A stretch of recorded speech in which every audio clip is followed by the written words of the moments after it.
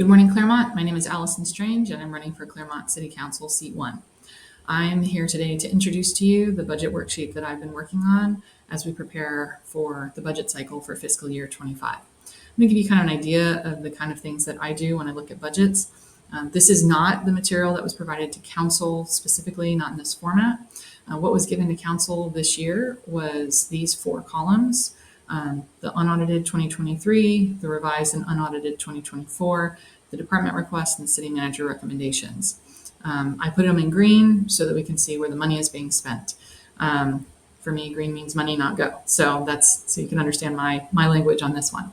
So if you look at columns K and J, you'll see the city manager is recommending a spend this year of a little bit just shy of $55.5 million. And that actually leaves us, based on the projected revenues, short almost $500,000. What's interesting to me is that the departments are suggesting that we're going to receive almost $54 million. And so in my mind, I trust the experts, the people on the ground, and I question, why do we have more money projected? This is taxes. Why are we projecting more taxes in the city manager's budget versus what the departments are recommending or suggesting? So I'm curious if we're actually going to be $2.5 million shy, not $500,000 shy. So that would be a concern I would have, and I would want to operate from the lowest possible revenue. It's just the way I do my business. So I would want to start with this number, to be quite honest. That being said, again, talking point. So I would want to have that conversation. What I've done for you and myself is I've looked at the millage rate year over year, so you can see how it increased over time. Fiscal year 22 is kind of a transition point for us as a city. You can see how the resident count has increased over time. It's been pretty steady, around 4 to 5% per year. We don't have a lot of data on the homes. I'm sure it exists. I don't have it, but we're operating something around 16,000 homes. And you can see the cost per resident if you take the number of residents and you divide that into the total spend for the year, and you can see that cost per resident. So that's what this line is. I've also added the blue is kind of my comments, where I've added the changes. So as you can see, from 18 to 19, we had a 4% decrease in cost per resident, similar 3.5% in 2020. And then in 21, we start seeing increases in the cost per resident. Maybe that's inflation, maybe it's not. So I would be asking questions related to that. I'm also paying attention to our starting fund balance. You can see we've gone from about $8 million in our starting fund to $23 million. This is basically our savings account. We used to operate around that 25 to 30 mark. You can see again, 21, we're starting to put more into our savings account. That can be good, that can be bad. There's some different discussions and talking points on that. That's a policy question. So I would want to address that if I was on council. As we get down into the overall revenues, so we can see the total revenues year over year. And you're going to notice a big increase because as we add homes, as property values increase, this taxes line item is going to go up significantly. I would be questioning, if I was on council, what's happening here. Why do we have a decrease in revenues when, what's going on? I would just be asking these questions. I'm not saying they're bad. I don't know. So I would ask those. Obviously, we've got some miscellaneous revenue increases here. We're going from $1 million to $2 million. What's happening there? Why are we dropping it down? What is miscellaneous? Personally, I'm not a fan of miscellaneous, especially if it's a fairly large number. So I would want explanations on that. So these are just questions I would ask if I was on council. Then when we come down to look at the expenses, I put in fiscal year 2018. I'd have to pull the audit for 2019 and 20 and 21. We don't yet have the audit for 23. I did compare the audited final numbers with the numbers that were provided to council.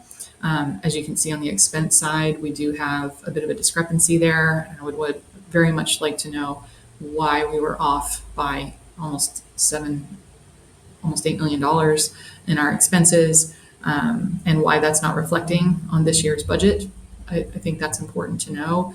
I'm curious where we are actual to budget this year, fiscal year 23. If this was really 46 million spend, was 23 really 41 million? Is 49 on track? Where are we? We need to know our actual numbers, not projections. So that's one thing that I would want to see a lot of. I'm working on a potential solution. I got already contacted by the sergeants on my Facebook page, and they were asking questions.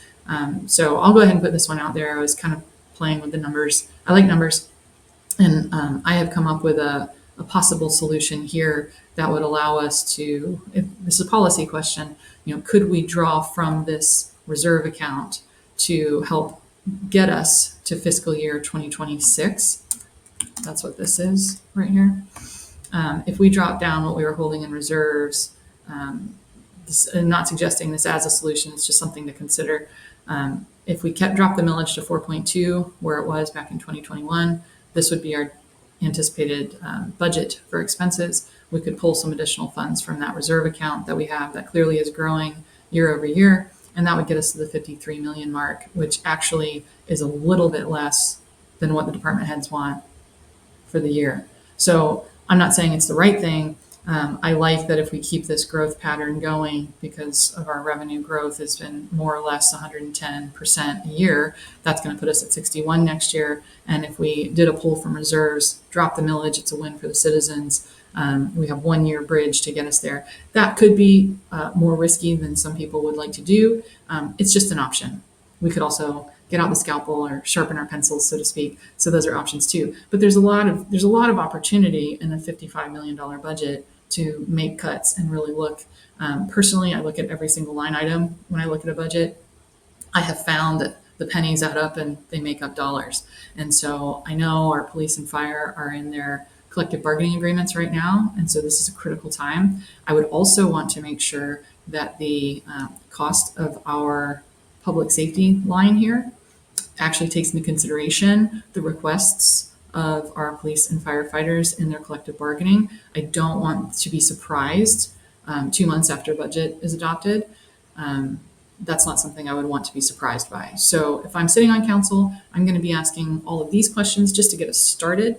And then I'm going to go into the 170 pages of detail that follow so that we have a groundwork on what are our policies, what's important to us, are we looking at the right numbers?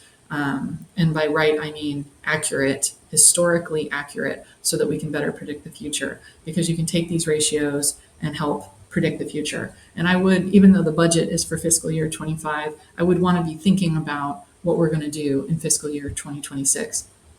I hope this has been helpful. This is going to be the first of many videos, and I apologize it's gone a little longer than I would have liked, but hopefully it helps give you some insight into how I think, maybe some ideas that you could use for the budget workshop this afternoon. Hopefully some of our council members see this and maybe they get some questions from it, and hopefully it's helpful. My goal is for the city to be healthy in every way, financially, physically. I want to have good police officers, good firefighters, good employees. I want it to be business friendly, consumer, resident friendly. So that's my goal, and hopefully this helps get us moving forward in the right direction. I'll see you at the workshop tonight, and if not, you can see me on some more videos. I'll keep you updated if you can't make it to the city council meetings. Look forward to talking to you soon. All right, bye-bye.